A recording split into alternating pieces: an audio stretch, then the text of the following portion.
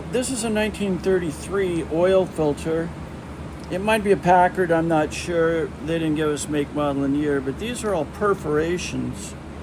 And when you see this much Swiss cheese, I think the canister itself, even though it's not going to be used as an oil filter, it basically just wants a U-shaped thing in here, in and out. Because he changes his oil often enough, he doesn't care if it's a filter, but he kind of wanted to have the canister there. This canister is pretty wasted, as you can see.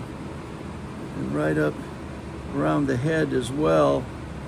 I'm concerned this may not have enough integrity to even be a unit.